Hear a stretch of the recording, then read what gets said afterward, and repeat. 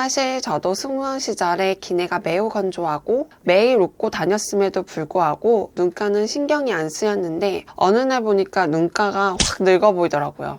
그때 눈가 관리를 어떻게 시작해야 하는지 배웠고 샵에서는 이런 관리의 중요성을 고객분들께 직접 보여드리면서 다음과 같은 조합의 제품을 추천하고 있답니다. 이렇게 안 바르면 효과가 없고 오히려 피부 트러블을 유발할 수 있어요. 사실 이 영상은 많은 분들이 잘못 사용해서 다시 아이크림으로 돌아가는 분들을 위해서 준비한 영상이거든요. 그럼 이제 이 두 제품을 어떻게 발라야 강력한 효과, 시너지 효과가 일어나는지 알려드릴게요. 안녕하세요. 피부를 이롭게 피부롭게 민쌤입니다. 오늘은 피부 노화 시리즈 3탄 바로 눈가 주름에 대해 알아볼게요.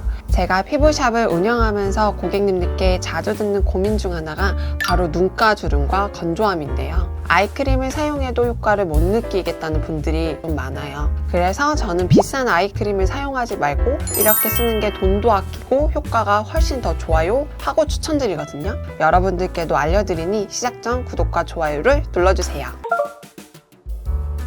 눈가의 피부 두께는 0.5mm 정도로 매우 얇아서 쉽게 자극받고 주름이 생기기 쉽고, 그리고 눈가 피부에는 피지선의 분포가 적어요. 피지선의 분포가 적다는 건 피부에 기름을 만드는 작은 기름샘이 다른 부위보다 적다는 뜻이에요. 피지선이 적으면 피부에서 분비되는 기름이 적고, 그로 인해 피부가 상대적으로 건조하거나 기름지지 않게 됩니다. 예를 들어 비가 안 와서 생기는 가뭄을 생각하시면 쉬운데요. 우리 피부도 수분이 없어서 건조해지고 갈라지면서 주름이 쉽게 생긴다고 1탄과 2탄에서도 누누이 강조하며 말씀드렸습니다. 또 하루에도 수없이 깜빡이고 웃거나 우는 것처럼 거의 모든 감정을 표현할 때 표정을 짓는 것, 그리고 요즘 같은 환절기나 히터가 강한 실내와 같이 건조한 환경에서 오래 노출되거나 눈이 간지러워서 비비거나 눈화장을 지우는 일, 노화, 자외선 등 이유가 되게 많죠. 사실 저도 승무원 시절에 기내가 매우 건조하고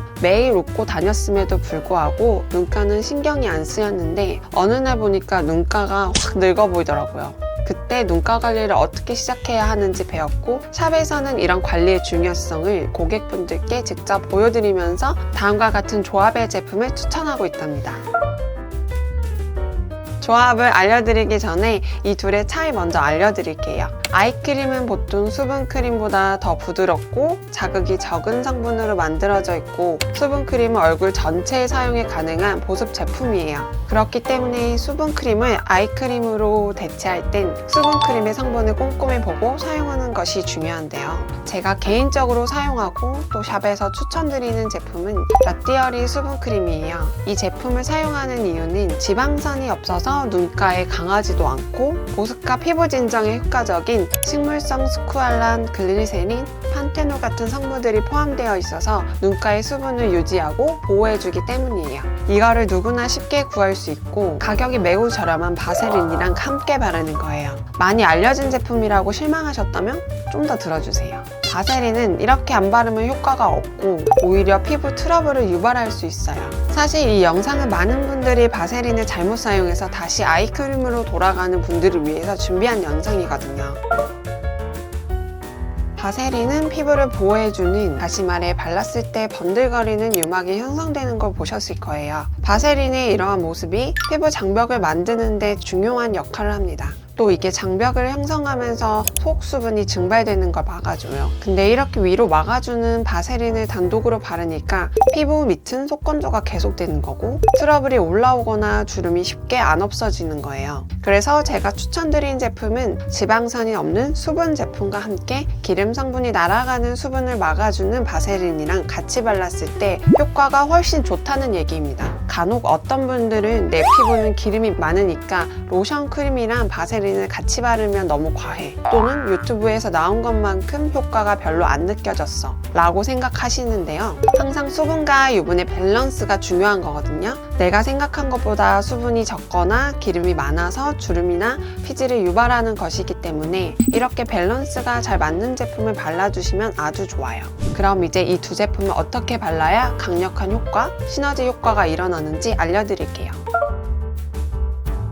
먼저 수분크림은 500원 동전 크기만큼 짜주셔서 바르시고 난 다음에 충분히 두드려서 흡수시킨 다음에 바세린은 콩알만큼 발라주셔서 수분이 날아가는 걸 꽉 잠가주시는 거예요. 실제로 저희 피부샵 고객분들에게도 추천드린 조합이고 바세린에 고민을 가지셨던 분들한테도 다시 재정비해드린 조합법이에요.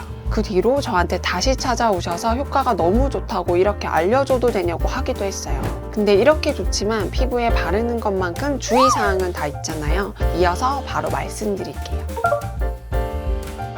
바세린은 저처럼 피부가 예민한 분들 또는 지성 피부분들은 처음부터 얼굴 전체에 바르지 마시고 필요한 건조한 부분과 주름이 있는 부분 같이 조금씩 발라주는 것을 추천드립니다. 근데 조금 발랐는데도 피부에 트러블이 일어난다 하면 바로 멈추셔야 합니다. 그리고 바세린을 바르는 시간대도 중요해요. 밤에 바르라고 추천하는 이유는 우리가 잠을 자는 수면 시간에 피부는 낮에 비해 외부 환경에 노출되지 않고 낮 동안의 자극과 손상을 복구하기 때문이에요. 또한 활동량이 적어지기 때문에 바세린이 피부에 더 오래 머물러서 효과를 발휘할 수 있답니다. 반대로 아침에 바르게 되면 남아있는 기름기 때문에 화장이 밀리고 피부가 번들거려서 추천하지 않습니다. 보관하실 때는 바세린이 기름이다 보니 직사광선은 피해주시고 서늘한 곳에서 보관해주세요. 마지막으로 아까도 말씀드린 대로 깨끗한 손으로 수분 먼저 채우시고 소량의 바세린을 발라주시고 눈에 들어가지 않도록 주의해주세요. 눈가주름은 시간이 지나며 자연스럽게 나타나는 현상이지만 꾸준한 관리로 주름을 예방할 수도 있고 주름이 생기는 시간을 늦출 수도 있어요. 작은 관리 하나가 큰 변화를 만드니까 모두 피부롭게 관리하셨으면 좋겠습니다. 영상이 도움이 되셨다면 구독과 좋아요, 알림 설정과 주변에 공유도 많이 해주시고요. 또한 궁금한 점이 있으시다면 댓글로 남겨주세요. 그럼 다음 영상에서 만나요. 감사합니다.